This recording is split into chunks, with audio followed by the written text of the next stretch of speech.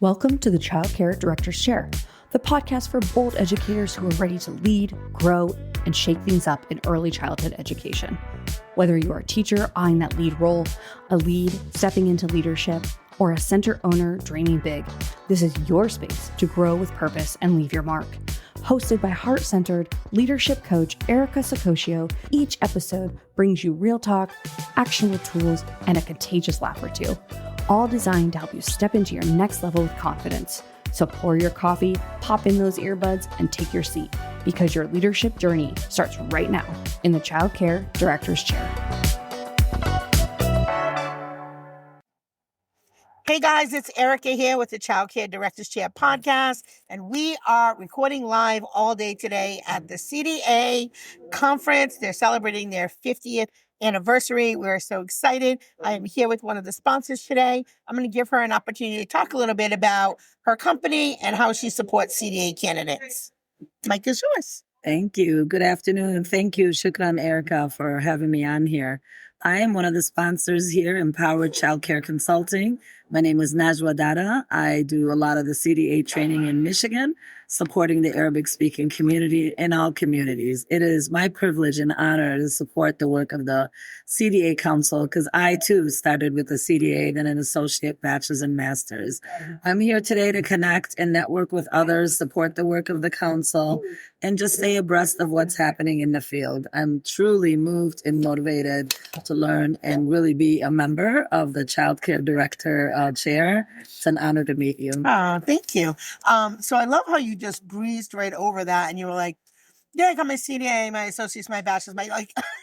That's a lot of work. You breezed over that like it was nothing. It's a lot of work, and I think that makes a very valid point for many of us. That's right. We start at that CDA, and we really invest in ourselves and as professionals. Absolutely. And you continue to grow. It's a great stepping stone.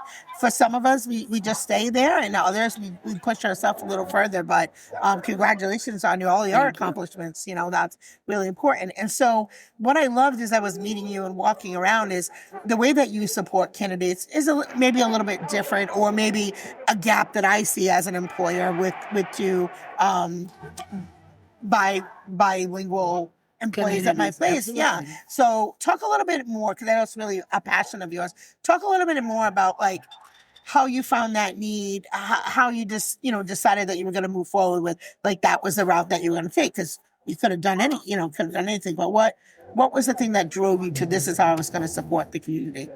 Thank you. That is a great question. As an immigrant myself, coming to America at a young age, and having to work with a large number of refugees and immigrants, and really having that sense of belonging, I really saw a big gap and a need for training in another language, listening to their stories, the hardship, being highly educated from their country and having to come here and start over.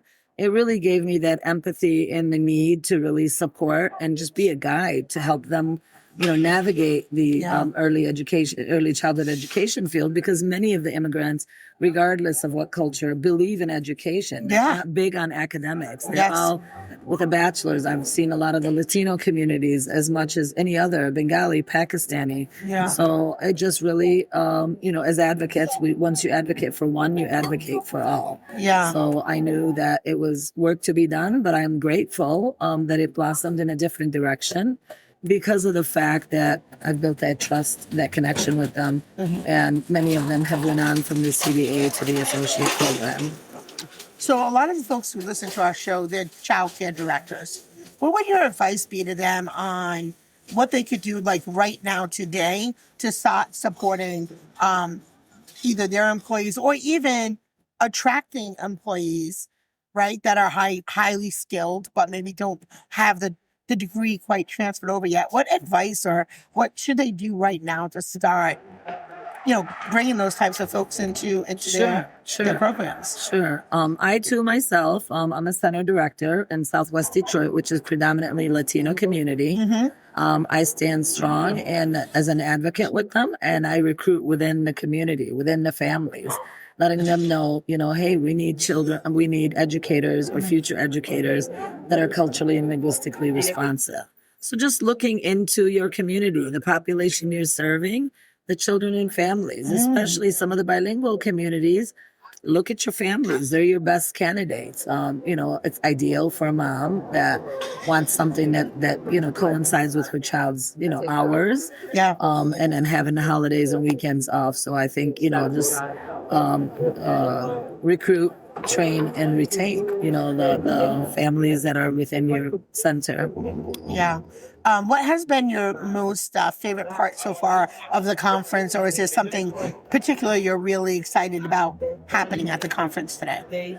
A lot. For one, I'm really honored that I've met you and we've connected, and I love your voice and your energy. It really aligns with my mission and my vision. Thank you. Also, Dr. Williamson, forgot the table, but they have leadership classes that I am also interested in, because I want to be able to give back to leaders that are of different backgrounds, and having them step up to the need and responding and being coaches and mentors, as well as reconnecting with a lot of the leaders around the country and the council members. But it's always very refreshing when we come to the CDA Council, because we meet others, we connect and see, staying abreast. Yeah, and it's there's a very diverse group of folks here today, so I love that. And I think you had said something that I really wanted to jump on in it. It went poof. But I agree that it's important that we all support each other. I remember what it was. Sorry. I think that what you say is really important, because as human beings, we all want to be in places where we feel like we're welcomed, belong. That's right. And valued. That's right. As just basic human beings. That's right. And so if those spaces don't exist, we need to create those spaces. Absolutely. And I feel like ECE is one of those places where, not only for the children, because we talk a lot about equity and inclusion for children, which is absolutely important, we need to talk about it for our staff and our families too. That's right. You send out that newsletter in one language, but if 30% of your center's families speak a different language, it should be in two languages, right? And it's almost like, well, you have to assimilate. Well, there's some truth to that, but also you should give the resources so that they are able to understand what's going on in the centers. Absolutely, and it goes beyond that, Erica. I really appreciate you mentioning that, because I do recall now what we're saying. When we invite people to the table, making them feel like there is a sense of belonging. Yeah. It doesn't have to be the content translated on paper. People learn differently. Some, they learn through visual, tactile, just being virtual. It depends on the various modalities. But for me, I feel like as leaders, we need to really uplift one another. Yes. Being in those, whether it's translated in the newsletter, inviting the families to be presenters, to be that family engagement. Whether you have a program that's private funded or Head Start or any of the free preschooling, it's still all under one umbrella, which is the licensed center, and us as directors know how to guide that. We know the families that we're serving, and just being able to think smart and not think smarter and not work as hard, and being able to invite a family member to be like a presenter or a speaker, and then really letting them know that, hey, we value you, we appreciate you. Most of the immigrant communities, they want to see somebody that looks like them, that speaks like them, and it's okay that for us to continue to do that work, with the language accessibility. Yeah. It's the basic right of these children. We can't just sway away from the DEI. I mean, it is, everybody needs to feel welcomed and appreciated. Yeah. I agree with that for sure. Is there anything that I didn't ask you that you would like to leave the listeners with? Well, everything was fine. I'd like to leave everyone with, let's keep in mind the position statement with NACI, CDA, High Scope, all of these reputable organizations, what they stand for. Our professional responsibilities to children, families, workplace, community, and society as a whole. continue to advocate and uplift every community, every child, every family, or every educator that's with you. And let's start really being creative and innovative and really put them in our leadership roles and responsibilities. Thank you all for all that you do. Thank you, CDA Council, Michigan Teach, for all of what you have made me to be, from a CDA to a master's, and the CDA Council. You all rock. Let's keep it moving. Yes. Thank you guys for tuning in. Don't forget to hit subscribe. And if you don't have your CDA today, go check it out. It's a great first step to your career.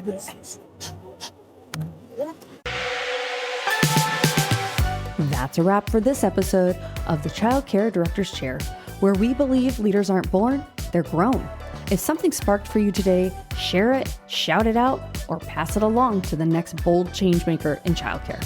Don't forget to subscribe, leave a review, and stay connected with Erica Sacosio for more real talk leadership tools and a whole lot of inspiration. Until next time, lead with heart, grow with fire, and always remember, the chair is yours. Now own it.